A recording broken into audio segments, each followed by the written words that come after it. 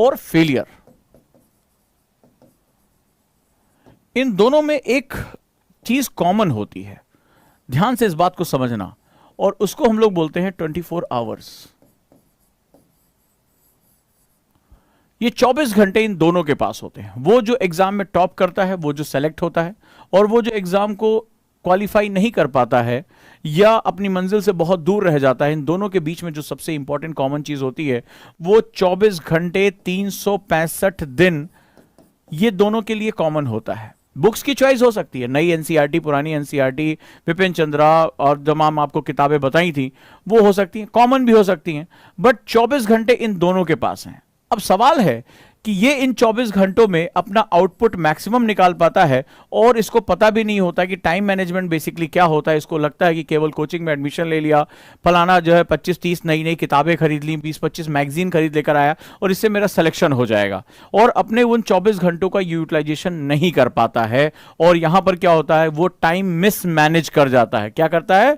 Miss manage कर जाता है, और एग्जाम के समय उसको याद आता, अरे यार हमसे ये गलती हो गई। और ये जो व्यक्ति होता है ये डे वन से जानता है कि टाइम ही उसका सबसे बड़ा मित्र है और सबसे बड़ा शत्रु है। अगर हम इस टाइम को मैनेज कर पाते हैं तो मेरे लिए सफलता बहुत आसान होगी। आप कहेंगे सर ये सारी बातें मैं जानता हूं, ये सारी चीजों के बारे में मुझे नॉलेज है, तो आखिर आप क्या नया बताने जा रहे हैं? मैं आपको ये बताना जा रहा हूं कि हम ये बात जानते हैं, हम सभी जो भी मुझे ये सुन रहे हैं, हम सभी ये बातें जानते हैं, ये दकियानूसी बातें हैं, ठीक है, ये बातें जानते हैं। मोटिवेशनल स्पीकर से लेकर तमाम लोग ये सारी बातें आपसे कहते हैं, टाइम मैनेज करना चाहिए, फलाना टाइम से पढ़ना चाहिए, टाइम से जो टाइम टेबल बना लेना चाहिए, उसको फॉलो करना चाहिए। ये बातें 50 मोटिवेशनल स्पीकर्स आपको बता चुके होंगे। तो मैं वही बात करने आया हूं? नहीं, मैं एनएलपी ट्रेनर हूं और मैं हमेशा उस कोर टॉपिक पे बात करता हूं जो एक्चुअली समस्या की मुख्य जड़ है। तो जब हम सभी ये बातें जानते हैं कि हमें टाइम मैनेजमेंट कर लेना चाहिए, टाइम मैनेज कर लेना चाहिए, हम सभी ये जानते हैं, हमें सिखाया जाता है, हम सुनते रहते हैं, पढ़ते रहते हैं, वीडियोस पड़ी हुई हैं, तो आखिर हमसे ये हो क्यों नहीं पाता है? प्रश्न है, ये हमसे हो क्यों नहीं पाता? मेरा जो आज की क्लास है वो है टाइम मैनेजमेंट कैसे करें, ये मेरी क्लास नहीं है। टाइम मैनेजमेंट क्यों नहीं हो पाता, क्यों नहीं हो पाता, इसके बारे में। सो मेरी आज की क्लास है टाइम मैनेजमेंट क्यों नहीं हो पाता। हमें सब पता है, ये ज्ञान हमें बहुत लोगों ने बघारा है, हमने हर जगह सुना, फिर ओजांग सर भी यही बात बघारेंगे, फर्क क्या पड़ेगा। हम इसके बारे में आज बात करने जा रहे हैं कि भैया ठीक है, तुमने मुझे बहुत ज्ञान दिया कि टाइम मैनेज करना चाहिए, टाइम से पढ़ना चाहिए, सुबह जल्दी उठना चाहिए, इतने घंटे पढ़ना चाहिए, ये सारा बवाल ठीक है, लेकिन इसके बावजूद भी अगर मैं अपने टारगेट्स पूरे नहीं कर पा रहा हूं तो आखिर किस कारण से नहीं कर पा रहा हूं? आखिर टॉपर के पास भी 24 घंटे, मेरे पास भी 24 घंटे, मैं ये बात जानता हूं, मेरा एग्जाम आज से 365 दिन बाद है, फिर भी मैं क्यों डेली के डेली अपना टाइम वेस्ट करता हूं, या मैं हैबिचुअल हो गया हूं टाइम वेस्ट करने का। अगर मुझे मेरे टाइम रॉबर्स पता चल जाएं, यानी समय चुराने वाले कारक पता चल जाए, तो मैं एक बार बीमारी जब पता चल जाती है तो इलाज संभव हो जाता है। एक बार बीमारी मुझे पता चल जाए कि एक्चुअली में प्रॉब्लम क्या है, मेरे एक 24 घंटे में, मेरे एक दिन में वो कौन कौन से फैक्टर्स हैं जो मुझे टाइम मैनेजमेंट नहीं करने दे रहे हैं, उसके बाद तो फिर मैं बहुत आसानी से उसको कर सकता हूं। तो ये ज्ञान से मेरा काम नहीं चलने वाला है। मुझे एक्चुअली में बीमारी का सही तरीके से डायग्नोस करना है, सही तरीके से पता करना है, और एक बार बीमारी सही तरीके से पता चल गई तो आसानी से हम लोग क्या कर पाएंगे, हम लोग जो है इसका इलाज कर पाएंगे। लेट्स स्टार्ट इट, हम शुरू करते हैं। अगर मैं बात करूं आपसे कि हम टाइम मैनेज क्यों नहीं कर पाते हैं, उसके पीछे सबसे बड़ा जो सेगमेंट होता है वो होता है माइक्रो मैनेजमेंट। एक सेगमेंट सा, एक स्टूडेंट जो एग्जाम में टॉप करता है, जो टेस्ट में जो है टॉप करता है, और एक एग्जाम जो उसी क्लास में पढ़ते हुए अपने सब्जेक्ट से, अपनी पढ़ाई से दूर हो जाता है और उसका जो है बोझ बढ़ता चला जाता है, वो अपने टास्क पूरे नहीं कर पाता है, लास्ट में उसका सिलेबस छूट जाता है। आखिर उसमें और इसमें बेसिक अंतर क्या होता है? टीचर दोनों के लिए समान है, किताबें समान है, और वो चीज होती है उस 24 घंटे को वो मैनेज कैसे कर पाता है। और सबसे बड़ी बात, जो हमारे सामने हमारे दुश्मन है, जो हमारे टाइम को खत्म कर रहे हैं, हम उनको पहचान के उनको अवॉइड कैसे कर पाते हैं। जानते हैं जो ये टॉपर्स होते हैं, आप सभी सोचते होंगे कि मेरी भी रैंक नंबर 1 आए, मैं भी टॉप रैंक में आऊं। तो जो ये टॉपर्स होते हैं वो बेसिकली ये जानते हैं कि कौन सी चीजें मुझे मेरे लक्ष्य से दूर कर रही हैं, और उनको वो बहुत ही बेदर्दी से अपने जीवन से हटा देते हैं। वो इतने दृढ़ निश्चयी होते हैं, वो जानते हैं कि ये चीजें मुझे बर्बाद कर रही हैं, ये चीजें मेरे लिए जो है वो गलत कर रही हैं, उनको वो अपनी लाइफ से हटा देते हैं। तो चलिए आज मैं सबसे पहले आपको टाइम रॉबर्स के बारे में बताता हूं। टाइम रॉबर्स का कॉन्सेप्ट होता है कि जो मेरे समय को खा रही हैं, मेरे समय को खा रही हैं। मैंने कल आपको बताया था कि डायरी मेंटेन करिए, इसको हम लोग बोलते हैं टाइम रॉबर्स,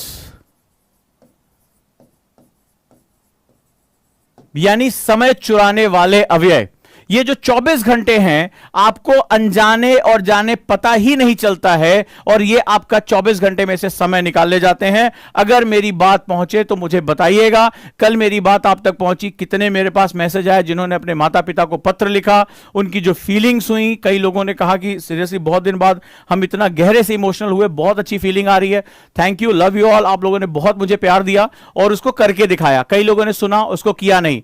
तो ये चीजें, मेरी जो चीजें होती हैं, एनएलपी को अनुभव किया जाता है, एनएलपी अंदर से वो प्रैक्टिस से निकल कर आता है।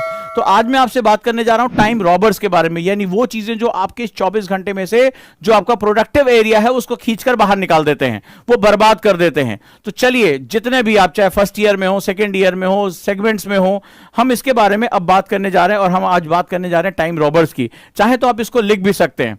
टाइम रॉबर्स की दो कैटेगरी होती है। एक को हम लोग बोलते हैं एक्सटर्नल, यानी बाह्य।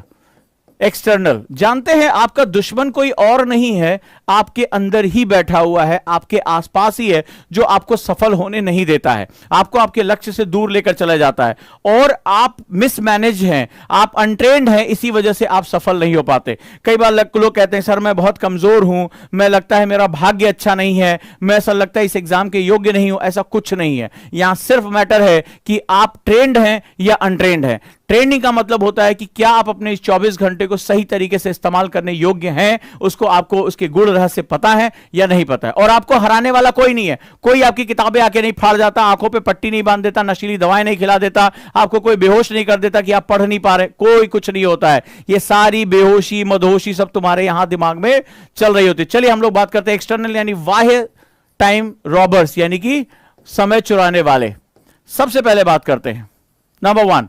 इनकी लिस्ट बनाइए और देखिए आपका कौन सा हो सकता है टाइम रॉबर्स, वो मुझे आप मैसेज करके बताएंगे। सबसे पहली बात, इनकंप्लीट इंफॉर्मेशन टू एक्ट।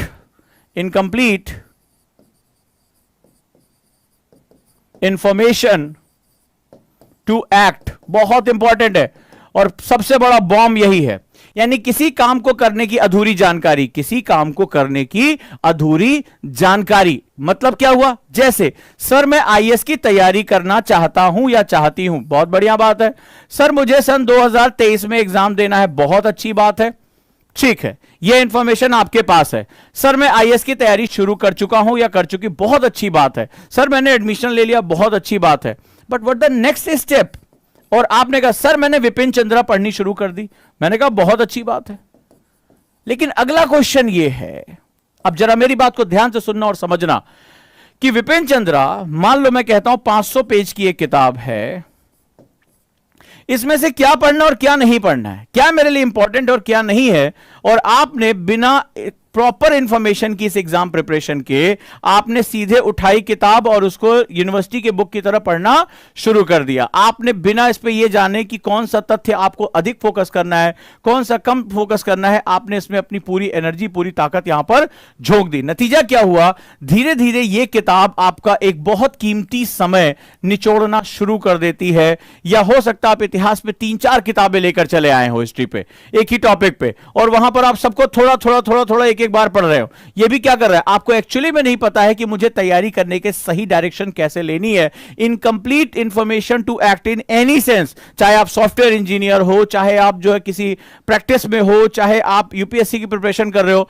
सबसे बड़ा टाइम रॉबर्स जो मैंने देखा है वो यही होता है, हमें काम करने का सही तरीका नहीं पता होता है। तो नतीजा ये होता है कि एक एक किताब, एक एक सब्जेक्ट हमारा इतना टाइम खा जाता है तैयारी के 365 दिन में, यानी अगर मैं उसको 12 महीने में बांट लूं, तो अगर आप ईमानदारी से मुझे बताइएगा, जो लोग 3-4 महीने से तैयारी कर रहे हैं, शुरुआत के 3 से 4 महीने आप बहुत स्लो होते हैं, आप आराम आराम से मस्ती में चलते हैं। लास्ट में जैसे जैसे टाइम बीतता चला जाता है, आपकी हालत खराब हो जाती है, आप टाइम मिसमैनेज कर जाते हैं। अच्छा, ये छोड़े वो पढ़ लें, वो छोड़े वो पढ़ लें, और लास्ट में क्या होता है, लगभग आधे लोग जो फॉर्म भरते हैं वो एग्जाम सेंटर नहीं जाते, एग्जाम को ड्रॉप कर देते हैं, क्योंकि उनको लगता है कि वो बिल्कुल बुरी तरीके से फेल हो चुके हैं और अब वो सिलेबस को पूरा नहीं कर पाएंगे। एग्री करते हैं, ऐसा होता है।